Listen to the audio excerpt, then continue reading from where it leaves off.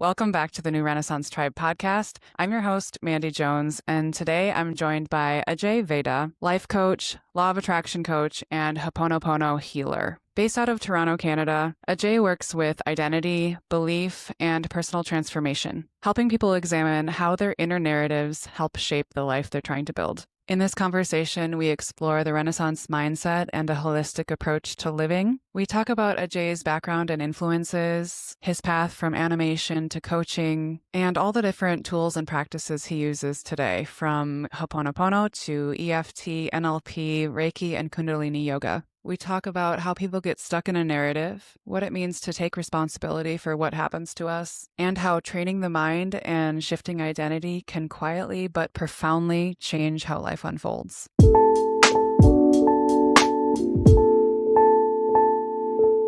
Ajayy, thank you so much for being here today. Thank you so much for having me, Mandy. It's been amazing. And I really appreciate the intention behind this space that you've created. And it's been great connecting with you. To be honest with you, like what really stood out to me when I came across your work was that the space that you're building, your work, it's so thoughtful. The creative depth in your work is pretty amazing that I saw. I really appreciate your talent, especially that, you're not just creating content just for the sake of it. There is real exploration that I see there. And I appreciate that about you. So thanks for inviting me to this podcast. Thank you. Thank you so much. That's so kind. And for anyone listening, we connected through a podcasting group online. And I think if you're somebody who's trying to create something meaningful in the world, no matter what level it is, just something that you're passionate about, you want to deliver value, you want to connect with people, you want to create meaning and follow your own passions, that kind of person. Like when you meet another one, you know immediately. And so with Ajayy, it was like, oh, I can tell he's passionate, he's living out his life's purpose, he is creating content to help other people, and he's excited about it. I mean, just how giving you were of your time with me and things that you were discussing with me was really helpful. And I was like, this is definitely the attitude of someone that I would like to know and I would like to have a conversation with. And so it's really cool to sit down and talk to you today. Absolutely. Thank you. Yeah. Let's start with just talking a little bit about what you're excited about lately. What has you fired up right now? What's been really firing me up lately is like being able to help people slow down enough to actually feel what's shaping their decisions in life. And as a life coach working with manifestation and mindset, one of the most common things that I have seen in people whenever I come across, a student of mine one-on-one, or even when I speak to people for the first time, what I notice which is like a very common pattern that I see, is a deep disconnection from themselves. People they're all high functioning people. They're doing great things in life. They're doing all the possible right things, but still internally, they don't really feel that they know themselves or even trust themselves in a lot of cases. And I'm sure you'll also agree that we live in such kind of a world which is obsessed with speed. Like everyone is looking for just quick fixes or some kind of a trick or technique or some kind of just fast healing or instant relief and instant clarity, or just give me a pill and I'll just pop it and I should be okay. Yeah. But real transformation, as you also know, it happens when people stop outsourcing their authority and when they start developing an honest, authenticity-based relationship with their own selves, with their own inner world. And when I watch someone go from being disconnected from themselves to actually becoming friends with their own selves, that's what I try to tell them always, that my focus is always to help you be friends with yourself first of all. That's one of the most powerful things that I witness in people, and it always brings me, it makes me very grateful to be able to help them.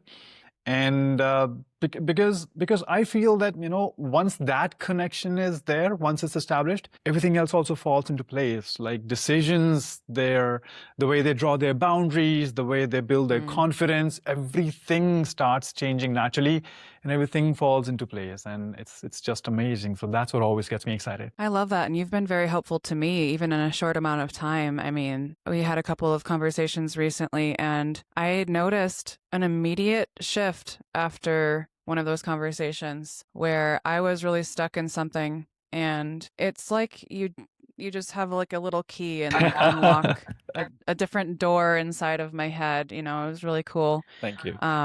First, I want to ask, this disconnection that you're talking about, you talk about it in the context of we live in a very fast-paced world that values speed and efficiency over pretty much everything and convenience, right? So that kind of culture kind of automatically creates this sense of urgency that might override your natural intuition or your natural desires or like your knowing of yourself. For example, my personality, I'm very idea driven, so I get a lot of different creative ideas and I want to act on them right away. I think because of hustle culture in particular, there's a sense in me that I have this idea and I need to do something about it now. And before I have the chance to filter through the part of my brain that says, do I actually like this? Does this actually represent me? Is this representative of my values? Does this vibe with me? Is this what I'm trying to create? Is this really where I want to go? Like that process gets kind of just skipped because it's like from idea to action, from idea to action. And that's maybe how it works for my personality, but there's a lot of people that maybe aren't like that, but maybe they're not questioning, is what I'm doing a reaction to a pressure that I'm feeling by seeing social media or seeing somebody else do something or somebody else's script that was put in my head about what success is. And so what you're talking about, self-knowledge, is not just like, oh, I'm me and I know what I like. Like, I like cats or something. You know, that's great. You know, you can like these different things in life, but the self-knowledge that you're talking about is something that you already know, but at the same time, you're not listening. So slowing down enough to just check with yourself, is this the right pathway forward? Is this something that helps my goals and helps me and makes me feel at my best or whatever is like a really important force right now in the world. Absolutely. I mean, how many forces are there right now that are pushing people in the other direction? Tremendous. Like Unlimited. louder, faster, more, you know? How do you differentiate between self-knowledge in the sense of I know myself and I know who I am and what I like versus the self-trust that I think you're getting at? Because it's really more about trusting your intuition and trusting yourself to be able to make the right decisions, right? Right. Okay, that's a very good question. I love that. So first and foremost, let me explain what intuition is, how you can identify that if it's your intuition that's talking or just an external influence that's giving you some thoughts which you think might be true for you. So always remember one thing. Intuition is never that dramatic. Intuition is that deeper inner knowing, and it keeps knocking on your door over and over again. Thoughts come and go. Emotions come and go. They always keep changing. Our mind goes through 60 to 70,000 thoughts in 24 hours. Every human mind is capable of thinking 60, 70, sometimes a little more thoughts, but at least 60, 70,000 thoughts in 24 hours. But if there's a concept or a feeling or an emotion or an idea that keeps coming to your mind over and over again, or like an intuitive nudge or some kind of a nudge from within, internal nudge that, okay, I should go do this thing. I should maybe talk to that person, or maybe I should think about this next thing as my next step in my career or in my relationship. Maybe that person, maybe something about your health. If it keeps coming again and again, then there is a deeper connection. So that could be something which is more real for you, rather than that, okay, today I want to do this, maybe tomorrow I want to do this. So it's never, if it's not permanent, if it's not recurring, then it's not meant to be for you. But if it's coming again and again, then it is your calling. So start working on that, do something about it, take an action based on that. It's like when I talk about, slowing your mind down, it's like this is the example that I give to most of my students, that think about how when you look at a pond and if the water is clear, let's say you see some kind of a shiny object at the base of that pond, right? But you don't really know what that really is. What do? Do you actually stick your hand in there to try and see what that is, to pick it up? No. You actually very patiently wait for a few moments, let the surface level agitation settle down. Once it settles, you're able to see, oh wow, that's a silver dollar. Let me go pick it up. That's when you go and pick it up. Give it some time, let it settle, let your thoughts settle. If you can still see that idea coming back to you, then that's your path. Go for it. It seems to me like also this culture of reactivity gets in the way of that a lot, because what you're saying is to be a little more patient and slow down, which is like just the opposite of what we're kind of trained to do, right? I mean, with politics and social media and everything, it's like react right now. We want you to be angry, get upset, and go do something about it immediately. So, like, there's so much value in just training your brain even to just not do that. Even just a couple of seconds of before a reaction. I know that I personally benefit from that a lot because I'm, a feeling person by nature. I'm a excitable person and not easily scandalized per se, but like, I don't know, there's a lot of value in that for me, and especially for anybody who feels deeply or is easily affected by things going on in the world or that feeling. So you're based in Toronto now, but can you share a little bit about your background and where your story began? All right. So, yep, I'm based in Toronto, but my story begins in India long ago. I moved to Canada in 2013 as a student to study advanced animation and design in Sheridan College, Oakville. It's the world's best in animation. But frankly, to be honest, like even before I moved to Canada, I was already working in India for about 8 years in design and animation and TV and film. And creativity has always been a huge part of my life. And as a kid, I was always drawing and always doodling and sketching something or the other. I never knew at that time that I was going to be an animation artist eventually. I used to love cartoons. I still love cartoons. I still love animation. I think that side of me will never ever leave me, that imaginative creative side of me. But at the same time, I was raised in a very spiritually rooted household. Meditation was a part of my daily activities. It was never something exotic or something new. It was just normal life for me. And talks around manifestation and belief systems and all that inner world, talked about your inner world and the way you think. Those were just, again, a part of my everyday chatter with my everyday talks with my father. And but of course, like in a very different way. It wasn't like how you see you hear about those concepts now in social media. No, the way I used to talk about them was very different as a kid. And now it's all getting highlighted, but the thing is, like, I was mainly at that time focusing around things about studies or things about arts or making friends, because my dad used to tell me, one of the most famous things my father used to say was, a man is known by the company he keeps. So he told me in simple ways, he said, your vibe attracts your tribe. That's what he was telling me. Now we hear that on Instagram that, hey, it's a very famous quote now, but that's what my father told me back in early, like late 80s and early 90s. So that's how life was. My father was in Indian Navy. He was in the Navy in the 60s and 70s. I was born in 83. He was very disciplined, and that's how he raised me. He was one who introduced me to the idea of inner beliefs and how inner beliefs shapes your outcomes. He taught me about law of attraction through this book called the Bhagavad Gita, which is the most spiritual book of this world. I don't know if you've heard of it or not, but if you haven't come across this book, you have. So that's good. So go, please do read it. I promise it'll change your life completely. It changed my life back in the day.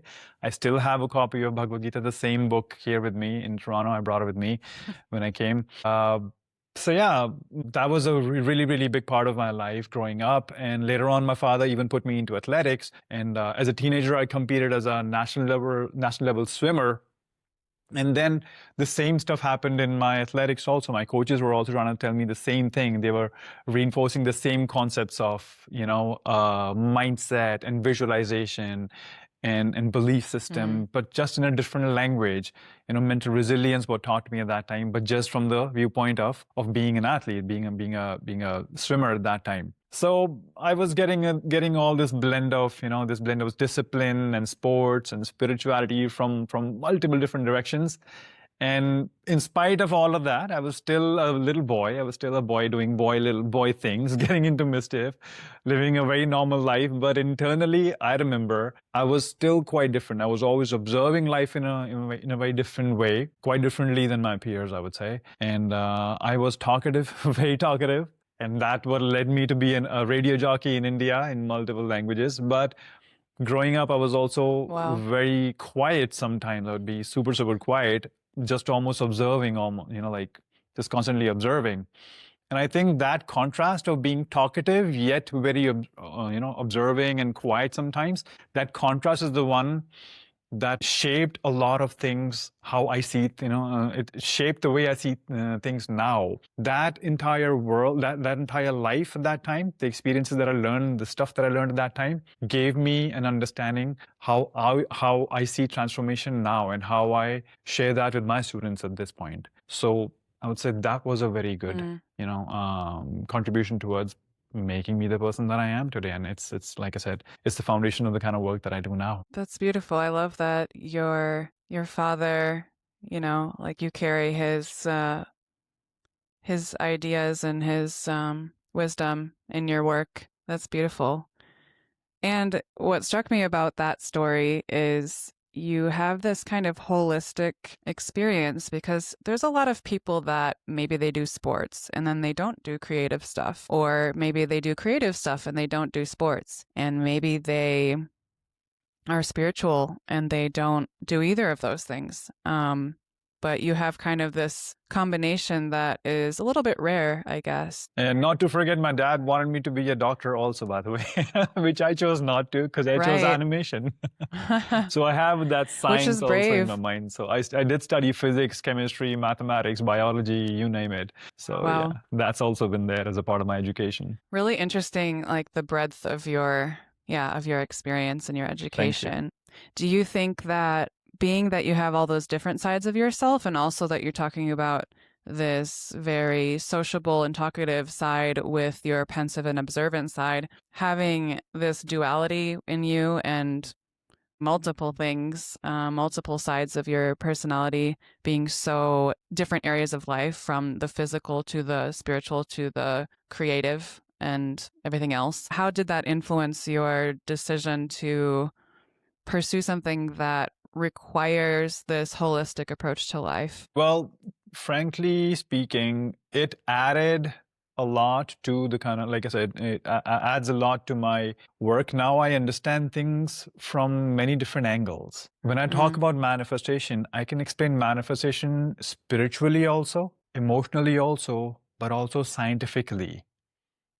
So having all of this experience, I'm grateful I got that kind of an upbringing and that kind of exposure at such a young age. Like I said, I can explain things better. I'm able to handle a lot of different kind of people. Handle as in, like, I'm able to make a connection with a lot of different kind of people. So even if a person is supremely logical, I can talk about logic and science, and even then help them understand what they're going through. If somebody's going through a relationship problem where the domain is entirely emotional, so I can make a connection with that person on that level also. But on the other hand, if a person talks about God, if a person talks about the universe, energies, their spirituality or spiritual sciences and everything, I can talk about those things as well. So I'm glad I got that knowledge base. I'm still learning, to be honest. Every person who I come across, I learn a lot from them. And in a very beautiful way, life sends me those people who teach me the kind of lesson that I needed at that time. So I always see that every student who's there, who's looking at me as a coach, but I am learning so much from my students in every way possible. It's such an amazing thing. So when you talk about dealing with logical people and speaking their language as well, it reminds me of how many skeptics there are when it comes to things like manifestation. And even myself, like, I'm a skeptical person. I always considered myself a scientifically minded individual. My parents are both engineers, and so I come from that background. So what do you say to people who are maybe a little bit skeptical of this concept in general? Well, first of all, it depends on the kind of question that I come across. But in general, what happens is skepticism comes out of you being convinced in a certain kind of an ideology or a certain kind of belief system, only until you get to know a new thing or a new theory, for example. But when it comes to, let's say you spoke about those people who are supremely logical and scientific. Well, manifestation is science. It's based in energy. It's literally based on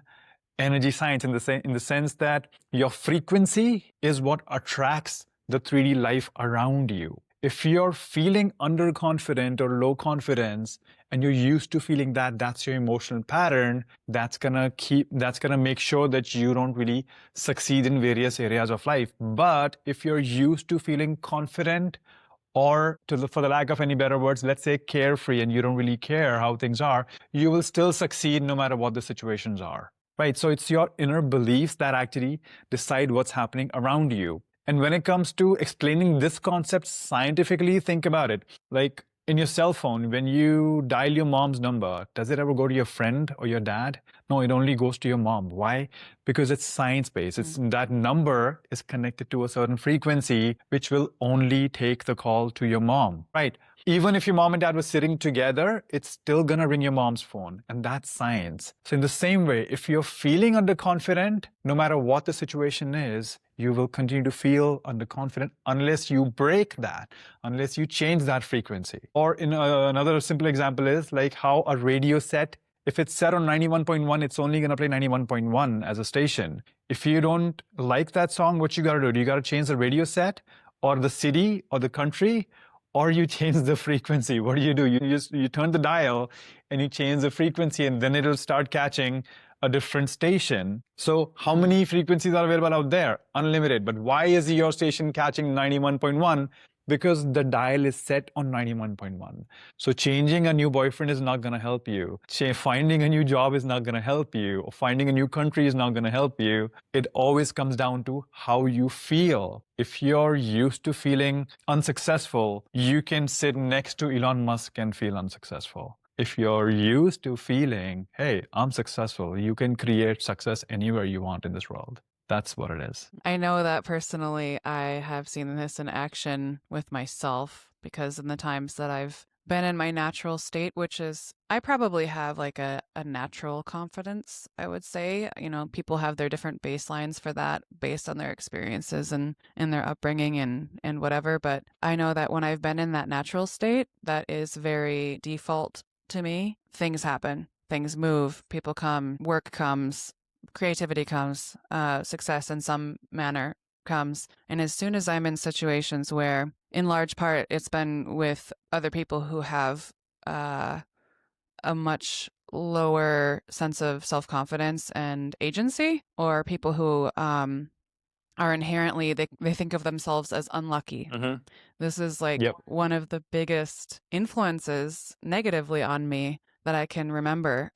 These situations where I'm convinced that things can work out and they're skeptical and worried, and that ends up affecting me, and then my results show, you know, as well. So it's really interesting. It's very contagious, I think, this mentality. Absolutely. Yeah. And emotional patterns are something that we pick up from surroundings also. This is why, back to the same point, that your vibe attracts your tribe, and the kind of people around you, they also affect you.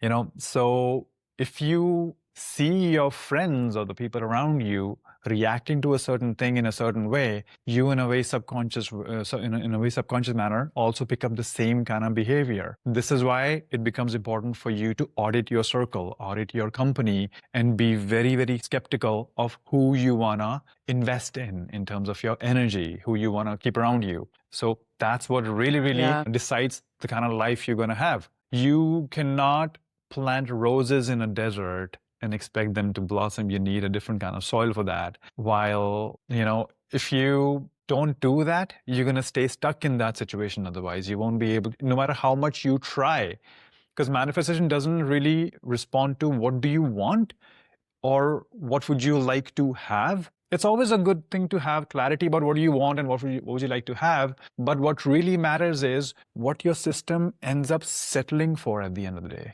It's like an emotional thermostat. If you're used to not trusting people, the other person in front of you can try as much as they want, give you as many proofs as they want that they are trustworthy. But if you're just not able to trust that person, unless you change that for yourself, right, then you won't be able to trust that person, and it's not their fault. And every emotion at the end of the day becomes your own responsibility, because we think that, you know, emotions are on autopilot. Emotions are never really on autopilot. We think that they are. Emotions are our own responsibility in a very subconscious way. We are responsible for all the emotions. There is a subconscious decision making that happens when we decide to feel sad for something, or happy for something, or jealous for something, or grateful for something. So it's always a very, very conscious, very, very subconscious, your own choice that's what I help people become aware. And once you become aware of that, you can change that emotional pattern and decide the kind of emotion you want for yourself. It requires a lot of small decisions, doesn't it? Yes. It's like a practice. It's not Practice for sure. you know, one day I just decide to be happy. One day I just decide to be unbothered about everything. That's not at all. Yeah, but also I'll tell you something. Emotions are connected to your beliefs through your thoughts. When you feel something as an emotion, that emotion is bound to give you a thought. Or when you think about something, there is an emotion connected to that thought. Thoughts and emotions, they go hand in hand. If you keep thinking the same thought over and over again, it's going to give you a kind of a belief. And belief is like a shirt. Like right now I'm wearing a pink shirt, okay? And if I don't like this pink shirt, I can go change it into a green shirt or a white shirt. A belief is just like changing a shirt. A lot of people think that, okay, if I believe in something, that belief is never going to change. No, if you have information which is more beneficial, and when you allow yourself to accept that new piece of information, you can very well change that belief. And that information acceptance comes through awareness. For example, let's say if I drop some ketchup on my shirt, and I don't know that, and you tell me, hey, there's ketchup on your shirt, and let's say I reject that information, I'm going to walk around with ketchup on my shirt. But the second I see a mirror, oh, wow, well, she was right. There is something on my shirt. That's when I'll go and check it. So it always comes down to your own choice, your own awareness that when do you want to make that decision to change that shirt of yours. So the world can tell you as much as they want, but till the time you decide to change that shirt, that belief, only then you'll be able to change it. And there is a possibility for you to change your belief. Nothing is permanent. Emotions are not permanent. Yeah. I think a lot of people are stuck in a narrative that they've built over time due to their experiences. And they say, well, I didn't have privilege, or I'm unlucky, or whatever the case may be. There's so much of that. And if you're really committed to a narrative, like, you will live it out. I mean, it's a self-fulfilling prophecy thing. Absolutely. And it's hard to watch. So it's really inspiring to hear you talk about it, and even just the experiences that I've had after speaking to you that opened up things for me that I was like, no, I need to change this, neuro pathway situation. And it's possible. It is possible. I've noticed a difference in myself. I mean, that's an amazing thing about the brain. Absolutely. I'm glad you have. Thank you. Yeah. Let's talk a little bit about what led you down the path of sacred arts like yoga, healing, and meditation. Was there a specific moment, or was it a slow realization when you kind of realized that how you were thinking and relating to yourself was actually shaping everything else? I would say kind of mix of both, to be honest with you. It kind of sort of started in 2016. I came to Canada in 2013. So around 2016, as I was getting to know Toronto better, I was getting to know this Western life better. I started socializing more. I started exploring spiritual and wellness spaces, events and stuff, and hoping to connect with some people, or hoping to feel some depth and some kind of connection in the social sense. But honestly, frankly speaking, I was very disappointed. The reason for that is because I saw people who were genuinely really searching for answers, but many spaces, many of those gatherings, they felt more like just performances, just surface level stuff. There rarely was any kind of real inner work. And I grew up where meditation and inner reflection was just a part of normal daily life. So, and by the way, not the entire India is like that. My family was like that. So I remember leaving some of those events back in 2016, thinking that, hey, something essential is really missing. Something deep is missing.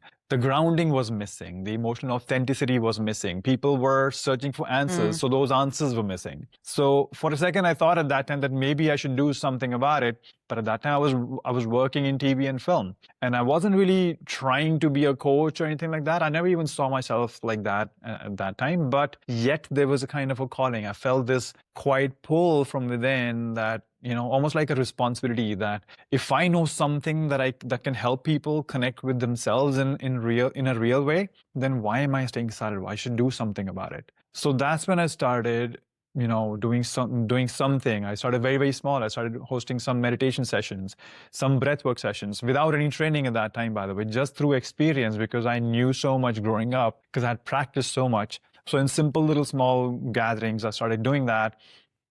And it wasn't anything flashy, nothing huge. But I was lucky that I got a really good response from people. So it was very nice to see response from people at that time. And that's what slowly, gradually led me to deepen my training in yoga. I went back to India. I got my certifications in Kundalini Yoga, sound healing, Hatha Yoga, and Reiki training. Now I'm a Reiki Grandmaster. And eventually, slowly, gradually, all of this grew into my company called Intuitive Arts. At some point in time, I even learned about tarot reading. I always had a deep, deep interest in numerology, and that's why my name has double Y if you look at it. So normally the word Ajay has only one Y. My name has two Ys. Why? Because I numeralized if that's a word, my own name. And then, so slowly, gradually, all of this, turned into now me having my company called Intuitive Arts, where I help people become friends with themselves through my work of life coaching and manifestation coaching.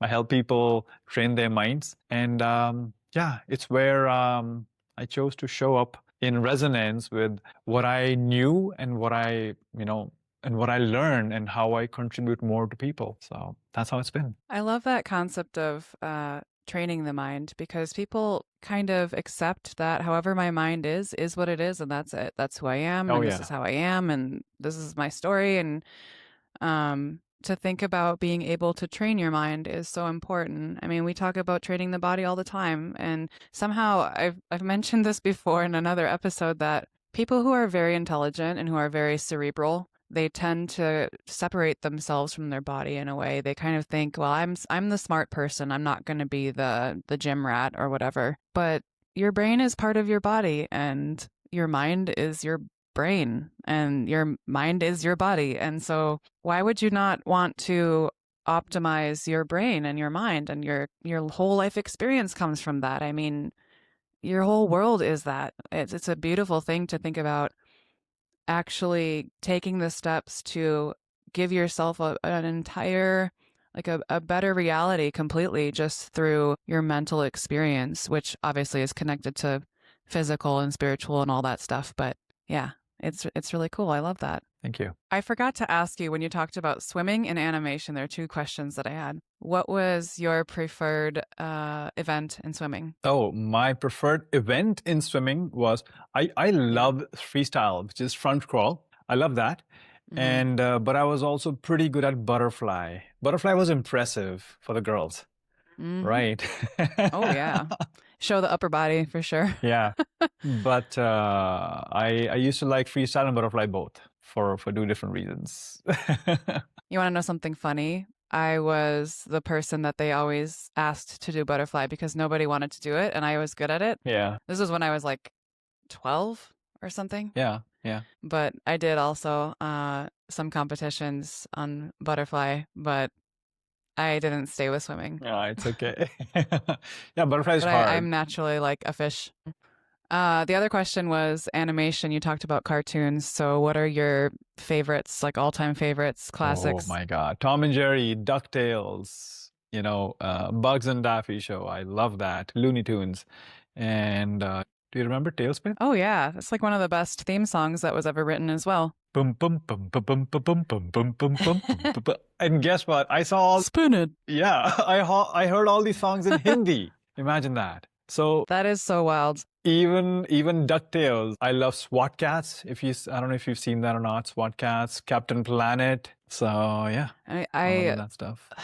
My dad introduced me to the Festival of Animation. Oh wow, okay. Series when I was very young. Like I was, I don't know, 6, 7, something like that, and I loved it. I loved the Festival of Animation series, and there were all these artists that just like you would never see anywhere. They were just independent creators and artists and animators, and some really cool stuff. I loved claymation. Oh, in particular, growing up. Yes. Have you seen Pingu, the cartoon, Pingu? Amazingly, no. Wow. I've seen it everywhere, but I've not actually seen it. Pingu is so cute. It's claymation, full claymation. And me and my sister, we grew up watching that. It was so cute. It was like some of the most sweetest memories ever. That's so nice. I was a Wallace and Gromit fan. Yeah.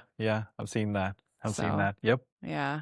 before it was popular. And then what was it? The same creator made Creature Comforts, right? I haven't The seen I series. haven't seen that. Oh, it's amazing. It's like it has to be the same creator. Yeah. I had those The first DVDs. show that I worked in Canada was Thomas the Tank Engine. No way. Yeah, that's the first show that I worked on. And now it's called That's Thomas so and cool. Friends. But since we're talking about claymation, it became 3D animated a while ago. But I know that traditionally it started as claymation back in the day. And I don't know, it was a huge show until I started working on it, and I started telling people that I'm working on Thomas. They were like, Thomas the Tank Engine? And I was like, yeah, it's called Thomas and Friends now. We're like, whoa, that's so cool. It's a British show. It's an old one. So then I did some research and I came across, that, wow, it's actually used to be claymation from the UK. I didn't know that. I knew that there were books. I remember my little cousins had the books. And so that was my association. But yeah, Thomas was absolute the first classic. show that I worked on. So we talked about that your work draws from all kinds of different practices from Ho'oponopono, EFT, NLP, Reiki, and Kundalini Yoga. For someone listening who's curious about all these things but cautious, how do you explain what these tools actually do without it sounding super mystical and not understandable for the average person? Okay, it's not magic. There's no boo-boo. These are regulation systems, regulation tools. They're scientific in nature, of course. So let's start with Ho'oponopono. It has 4 main sentences. I'm sorry, please forgive me, thank you, I love you. And yes, it sounds spiritualistic and woo-woo for sure, but there's a science behind it in the sense that words have power. So these 4 sentences, which is, I'm sorry, please forgive me, thank you, I love you, these are those words which leave a deeper impact on our mind. And there's a Japanese scientist called Dr. Masaru Emoto who did an experiment with water. And through his experiments, a lot of people still don't consider him as a scientist because he was he got his book published about water, and his all the studies got published in his book. That book became a national bestseller. So a lot of people think that he was mainly trying to get his book published and become a national bestseller.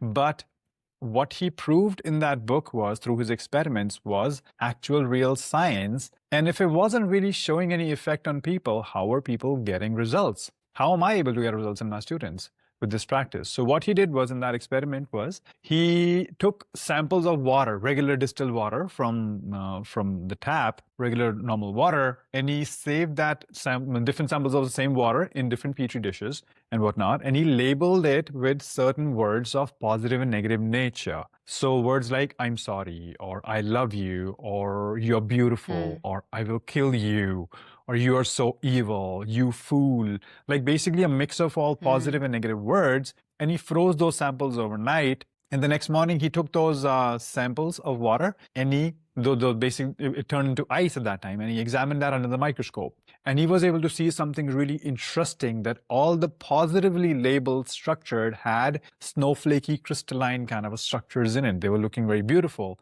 But on the other hand, the negative ones had really irregular shaped structures in it. There was no definition. It actually looked really ugly, for the lack of any better words. So they were not so picturesque. They were not so attractive looking or not so pretty looking. So from there, he was able to understand that, okay, water gets affected by what is labeled on it. Just a simple practice of labeling the container that water is kept in. And it sounds almost unbelievable. Wow. Yeah. And the same thing is connected to another practice of mine called EFT, which is emotional freedom tapping. What you do is you tap on certain meridian points on your body, and it releases those trapped emotions. And how do emotions get trapped over there is, when you do EFT, sometimes people yawn a lot. And when you yawn, what are you doing? You're exhaling water vapor, right? A lot of people end up crying, or they have some kind of a tears in their eyes. Their eyes water normally, naturally anyway. Or some people feel sweaty around their neck or around their temples. And what is sweat? Sweat has H2O, water. What is tears? Tears have H2O, water. So again, all that water that's accumulated in your body by, in due course of time of maybe a few days or a few hours, a few weeks, sometimes even months or years, and that starts manifesting in people's lives in the physical form, as sometimes as fever, sometimes as sometimes you're not feeling well, or you don't just, your mood is off for a long amount of time.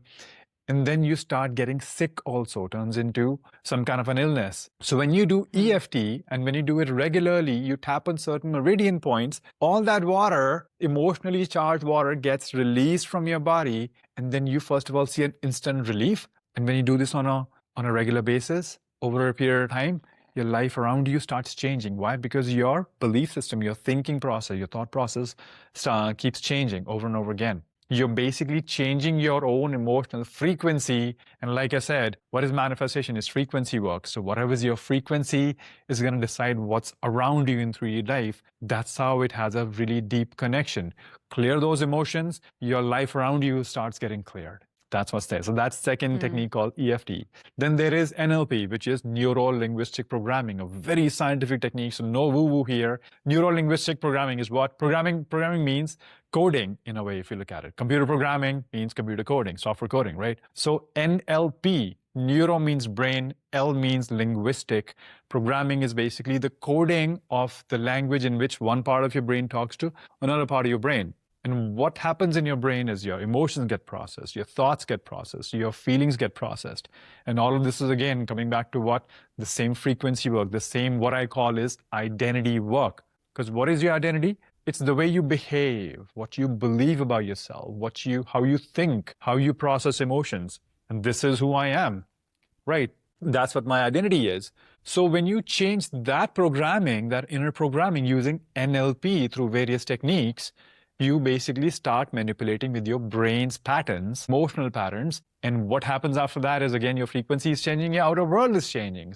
Again, NLP is one of those things. Then I also use Reiki, which is energy healing. What is Reiki? Reiki is basically understanding the connection between you and the universal life force energy that's out there. And that energy is, now this is the realm where a lot of people think this is maybe woo-woo, but it's not. It's as simple as, think of it that moment. When you have a toothache, what do you do mostly?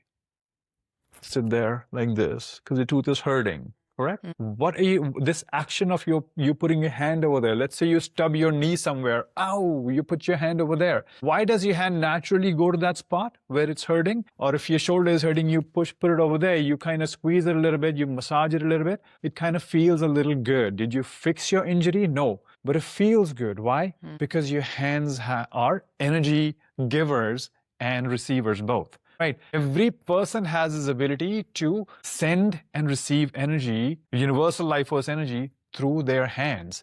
And Reiki teaches you how to make that connection with that life force energy around you, universal life force energy around you, and direct it towards where it's needed. That's why in Reiki we say anyone can be a healer. So it's very easy to understand that connection and become a healer. That's what I do in my Reiki.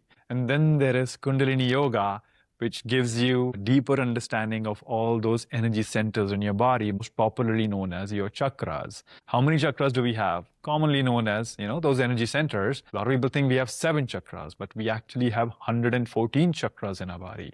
And when you understand that part, it takes you deeper into the science of yoga, deeper into the science of meditation, deeper into the science of pranayama, which is popularly known as in the world now as breathwork. It's not breathwork, it's pranayama. The word pranayama is a Sanskrit word.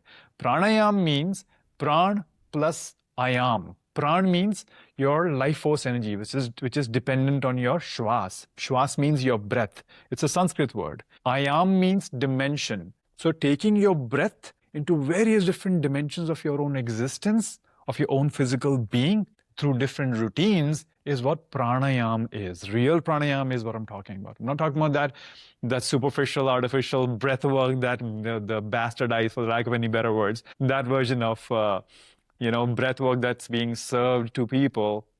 No, I'm talking about that pranayama, which is as simple as counting the seconds, for the number of seconds you take your breath in for, and the number of seconds you breathe out for. And then controlling that, allowing your breath to be slower and slower and slower, elongating your breaths, and slowly, gradually affecting your mind. A very cool example I'll give you is, think about that one time. Let's say you're angry or agitated or stressed about something. Try to visualize that point for a second and think about it. How is your breath at that time? Really short, right? If you're panicking, if you're stressed about something, you have short, shallow breaths. But when you wake up in the morning after having had a really beautiful sleep, how do you feel at that time? Your breath is long and very relaxed and comfortable. Why? Is it because your mood is like that? No, no, no, no. Because do you think your mood is comfortable in the morning and you're agitated otherwise? No. It's the opposite. When you control your breath, when you change your breathing pattern, your emotional pattern changes. So that's what I teach in my program also. It helps people basically get a control over their emotional patterns, and that's what decides what their frequency is going to be. That frequency in the end becomes their identity, and that's how people start seeing results in their life. Do you think that starting with the breath is one of the easiest things for people to adopt into their life if they're not doing any of these things? Yes, breath is definitely one of those things, but to be honest with you, breath still needs a bit of a guidance sometimes. You know, you need someone to guide you. That, okay, you know, how I do is like how I offer a count, so a certain count, let's say 5-second breath or 7-second breath or 12-second breath. I give a count to my students, and yes, you can practice that as well. If you're able to find a spot somewhere away from distractions, you can settle down and maybe put on a counter on YouTube and start working with that. That's a very good way. Again, you still need a direction over there. Even finding a YouTube video is a direction if you look at it. But something still, which is very, very simple, is just simply sit there and chant Ho'oponopono. I'm sorry. Please forgive me. Thank you. I love you. Those words affect you a lot. You know, Ho'oponopono directly affects your subconscious mind.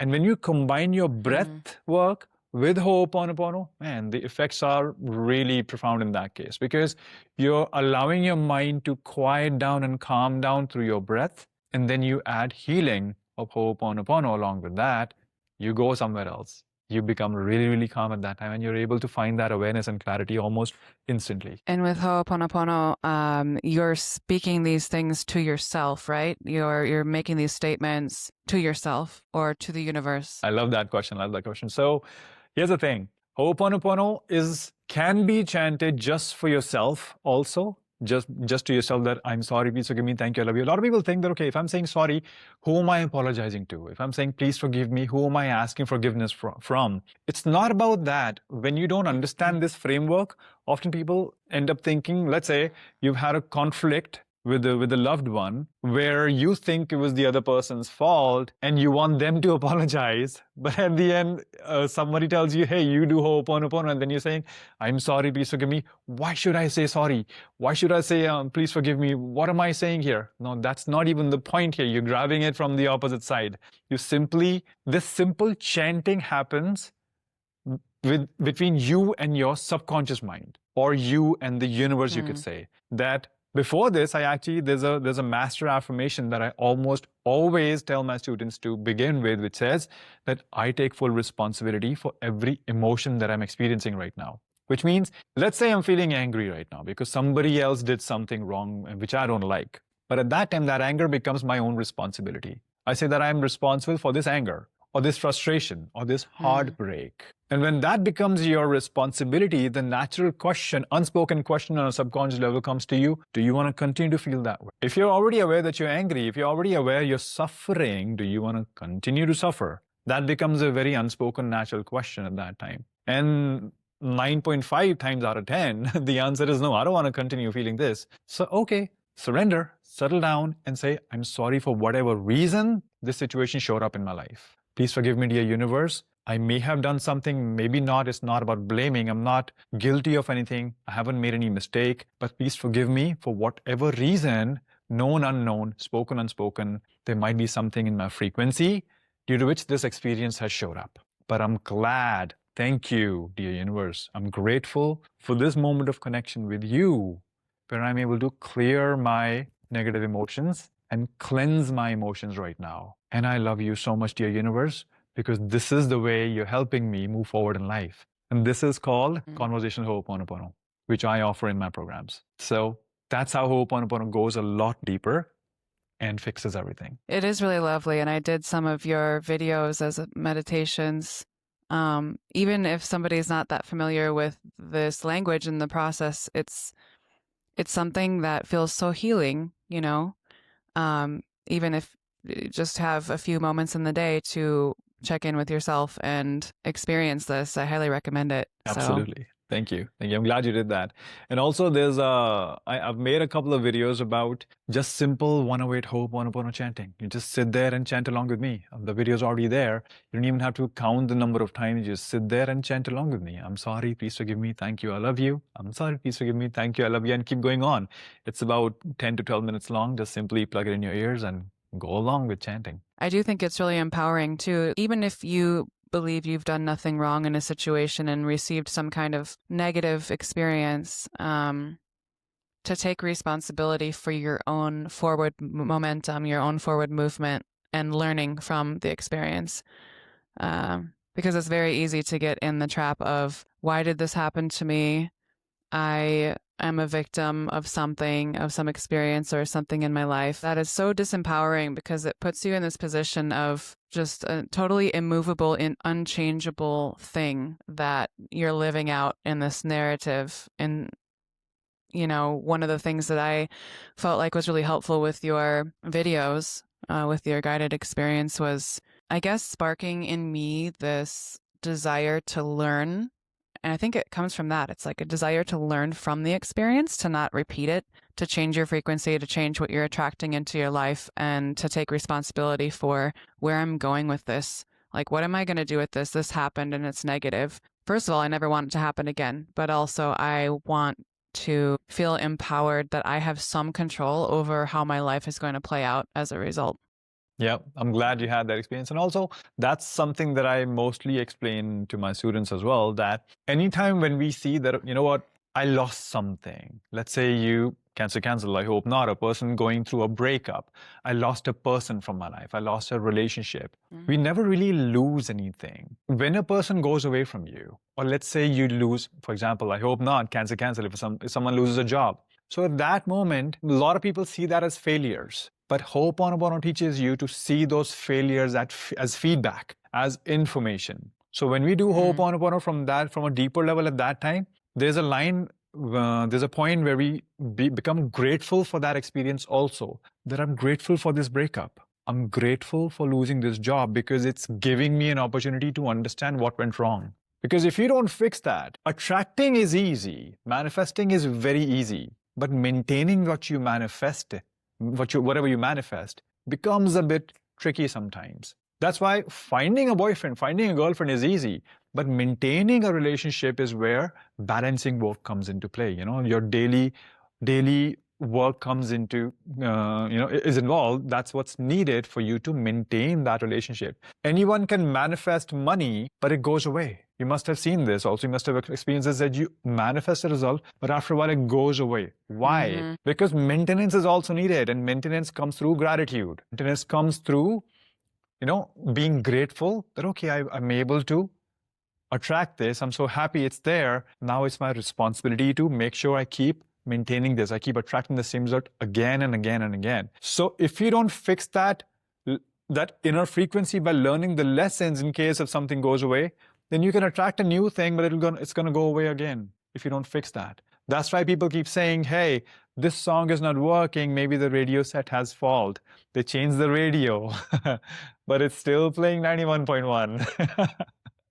But you don't have to change the radio. You just got to change the frequency from that. One of the things that I think about a lot is, especially with the nature of this podcast and the writing that I do, is the Renaissance mindset, the multi-passionate human being, the holistic approach to optimizing the human life.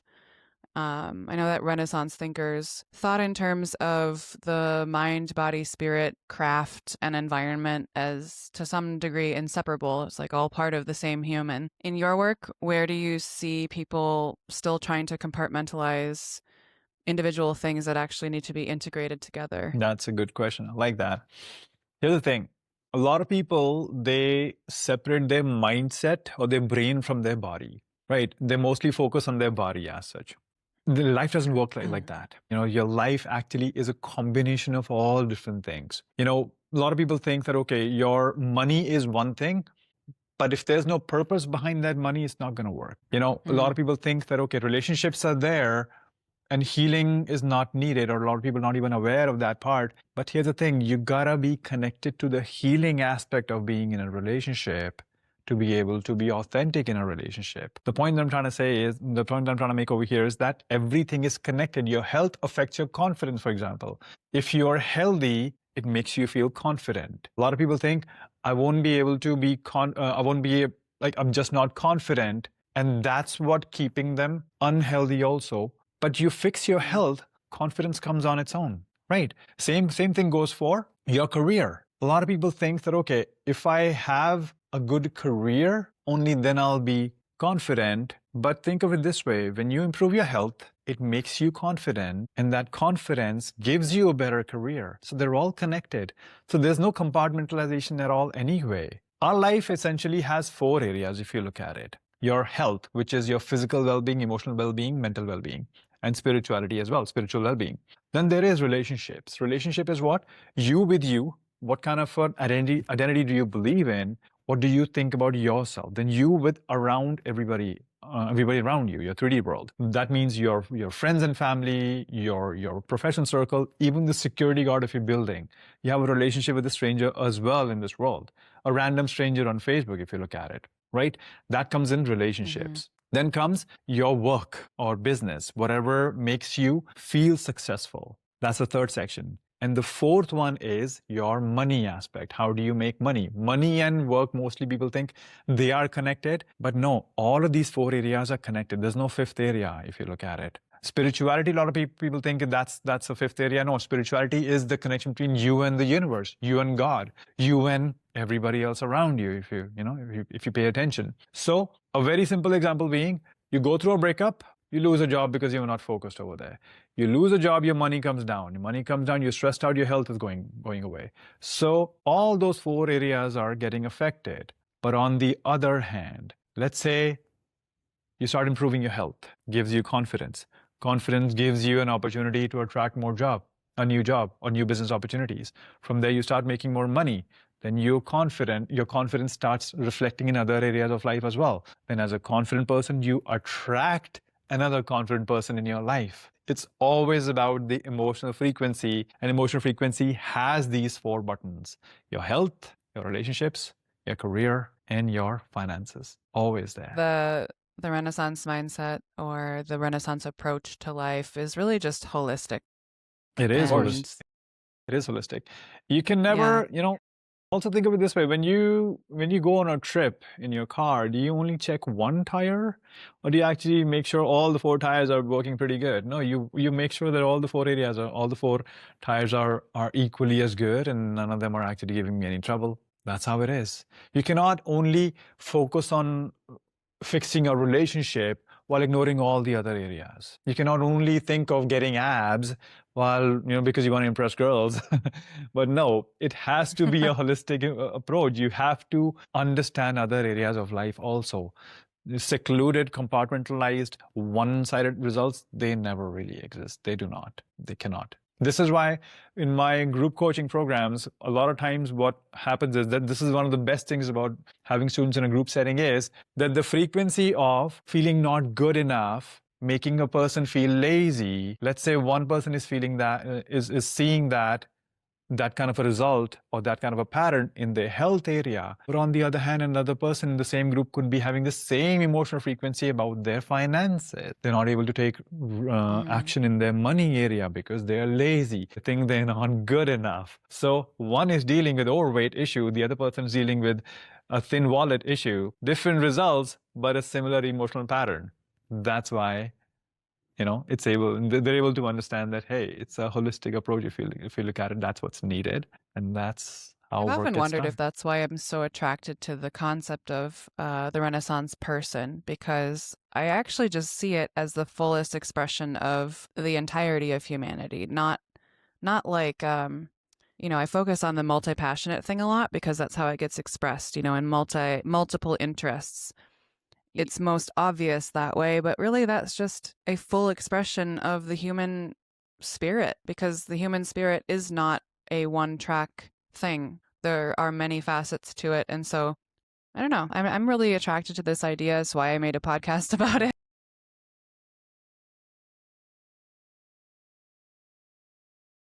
Yeah, we're just reaching a point where people are a lot more free to express themselves and be themselves and explore things. And it's a whole different era that I think is very compatible with a lot of the things I just really think that there's like a resurgence that's really going cool. on of people good. that are Awesome. accepting that this Thank is you. a part Do of you life. think That society underestimates how much identity permission people actually need before they are able to live fully expressed lives? Yes, people definitely need permission to exist differently, but to be honest with you, if your question is about society, what is society? Society is made of us only. It's basically a collection of people who think in a certain way.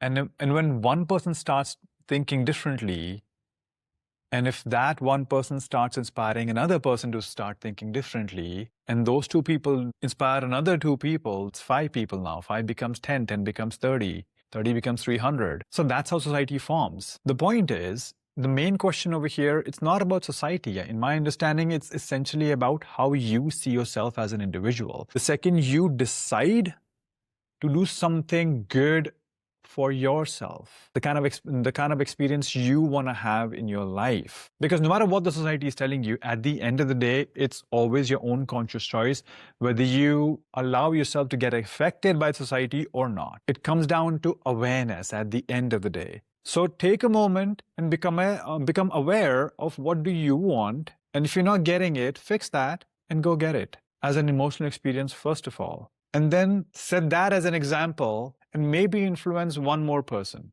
and teach that person to influence another person. And those two people teach maybe a couple of more other people. And a lot of people think that, that's leadership quality, and not a lot of people are leaders. But let me tell you one thing. Everyone is a leader. How do I say that?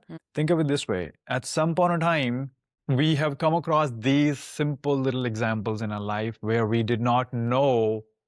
As a very simple example being, I don't know how to play this video game. I spoke to a friend. He taught me how to play this video game, and now I can also play that. What did that friend do? He led me at that time. And if I know how to if I know how to log on Zoom, a friend doesn't know how to log on Zoom, I can tell them, okay, go over there, put in your username, password, and that's how you do it. So leading people is innate, is an innate nature, is in our innate nature. Human beings are born leaders. So it's about taking responsibility and leading yourself to get the desired result in your life. When a person starts doing that, the question then becomes, if the question at the end still becomes about society, the point is when every person starts thinking like this in a constructive way, the society completely changes at that time. So when you said it's about permissions, you're only seeking permission till the time you haven't taken your own responsibility. That's when you need permission. So become aware, look at what's happening around your life, then decide what do you want in life or not.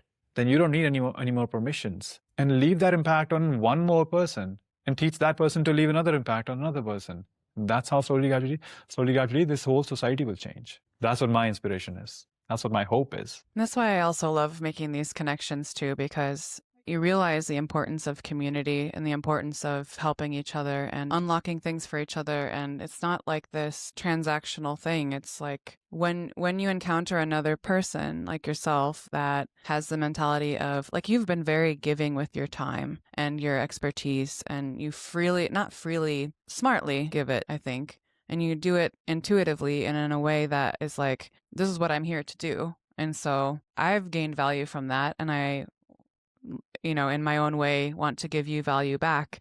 And I think we've lived through such a transactional time and an efficiency-based and convenience-based culture that those things get lost. And like, I love that the concept of that coming back, where we're really focused on human potential and excellence and allowing the human spirit to flourish in the way that it does best, and holistic living and multifaceted, multi-passionate living, and society as really community. Like you're affecting each other, you're leading each other, and you're leading yourself. And ultimately, that creates a totally different reality. So it's beautiful. I'm glad it is. Last question for you is, if somebody listening wanted to live a more inspired and intentional life, what would you tell them to pay attention to first before anything else? That's a good question. I like that. Okay, so first and foremost, I would I would tell them to pay attention to their inner dialogue under all that stress. So settle down somewhere, find a comfortable spot, take a few deep inhales and exhales, let those breaths lead you into stillness. It only takes 5 to 7 minutes max. Calm down, first of all, calm your parents down, and then think about that inner dialogue under all that stress, behind all that stress. And I've been there. I know when there is no guidance anywhere, when you're caught up in that situation where your mind is running around, you're panicking, you're really emotionally hurt or affected. These things don't really make any sense at that time. This is why I do my work that I do, and I post so much content on YouTube out there that, okay, if life is really hurting right now, come and watch this video. Do your 5-10 minutes of Ho'oponopono with me. Do it.